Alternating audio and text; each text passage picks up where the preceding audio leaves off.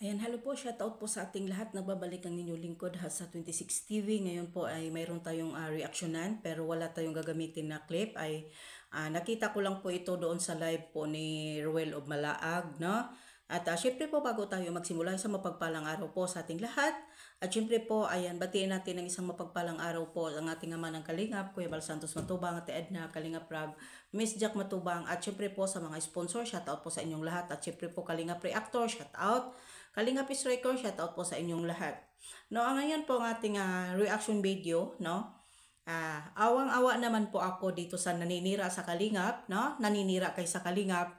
Lilipat kayo sa ibang community para ipamukha dito sa mga reactor na kami po ang may kasalanan kung bakit kayo umalis. Aba po, hindi po kawalan kayo sa Kalingap. Kung maninira lang naman po kayo, make sure po no, na magiging okay po ang lilipatan ninyo. Naaawa naman po ako dyan. Akala ko po ba sa Tikram community kayo? Hindi kayo tinanggap, hindi ba?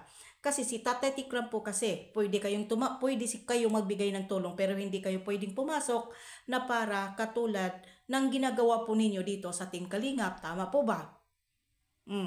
At kung doon naman po kayo, doon sa kabila, na nanggaling po sa Kalingap at bumuo ng community, kaya huwag ninyong ipagmamalaki nandoon kayo.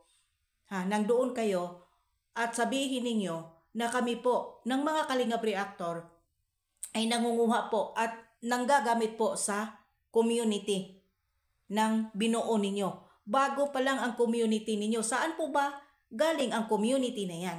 Hindi po ba? Galing sa Kalingap, kaya sila nagbuo. Saan po ba galing ang mga supporters? Hindi po ba Kalingap? Kaya wag ninyong ipagmamalaki, no? Hindi ko naman po inaano. Sana po huwag ninyong maliitin ang Kalingap na ang Kalingap po ay nanggamit po sa community nila ni Rochelle. Tandaan po natin, no?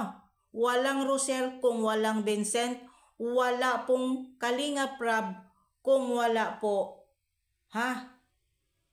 ang mga supporters ng Kalingap. Dahil bago kayo magsalita at magmamayabang, isipin po ninyo na ang community na yan ay nanggaling po sa Kalingap. Ang mga supporters na iba dyan, nanggaling sa Kalingap. Kaya nakikilala po kayo at nagbuo po ang community ninyo dahil po kay Vincent at sa Kalingap. Kaya huwag kayong magmamalaki, no? At isa pa po pala, shout out po pala sa iyo, no? Kung lilipat ka lang naman po, wag mo nang gagamitin na ito po, lilipat na po ako, ito si ganito, ito na po ang tutulungan ko. At wag mo nang babanggitin kung sino po yung mga tao na natutulungan mo. Pwede?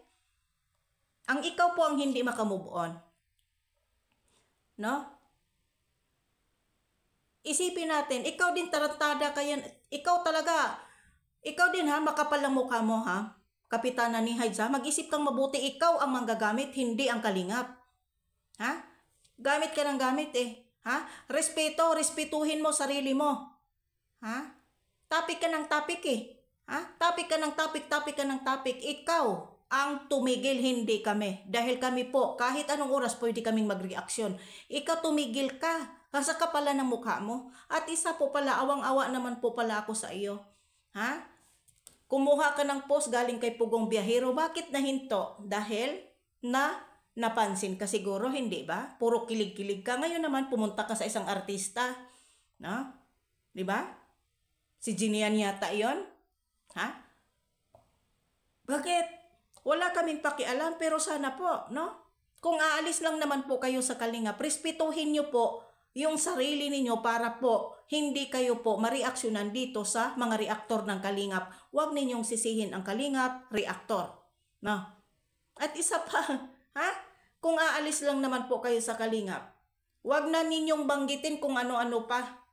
Huwag ninyong banggitin si ganito. Huwag ninyong nang babanggitin. Awang-awa nga ako Nagpunta sa live po, no? Shout out po pala kay Ruel. Wala pong ano to, no? Nagpunta kay Ruel of Malaang. Doon kay Ruel Malalag ba yun? Pumunta sa live. Nagpa-shout out. Pinansin ka ba? Awang-awa ako sa iyo, te. Dapat mananatili ka na lang kung saan ka talaga. Diba? Awang-awa ako sa iyo. Magpa-shout out ka si ganito. Hindi ka pinansin, hindi ba? Kasi, pero wag kayong kampante kung saan kayo lilipat dahil ang gusto kasi ninyong mangyari, lilipat kayo sa community. Gusto ninyo kasing pagkikitaan yung lilipatan ninyo. Katulad ng ginagawa ninyo sa Kalingap. Ha? Kaya kayo po, ha? Ruel of Malalag ba yun? At Rochelle, ingat kayo sa mga sponsor na lumipat na nanggaling sa Kalingap.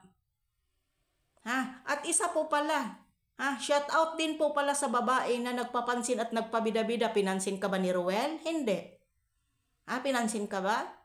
Pinansin ka po ba kay Pugong Biyahero? Pwede silang tumanggap ng tulong ninyo pero hindi kayo pwedeng pumasok para gawin ninyo ng katulad sa Kalingap na kayo po ay makikinabang at kumikita.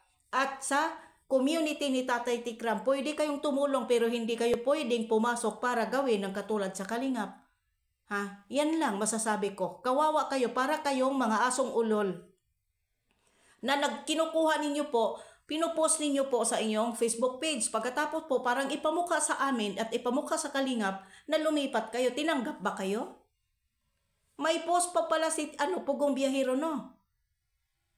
Alamin ninyo, para malaman po ninyo, para hindi ninyo matikdown, hindi kayo matikdown ng inyong channel. At isa po pala, Kapitana, hiyang-hiya naman po ako sa pagkakapal ng mukha mo, no? Hindi ka depender po ng Rochelle Community. May nalalaman din po ako. Hindi ka depender. Para kang langaw. Tingnan nyo po sa live kahapon po, no? Tingnan mo. Nababanggit yung pangalan mo doon sa comment section, para kang langaw. Yan lang, nakakahiya ka. Depend ka ng depend, pero hindi ka pala depender po ng Rochelle Community at kay Dodong Ruel po pala. Yang hiya naman ako makadepend ka. Kunting respeto naman. Si ganito.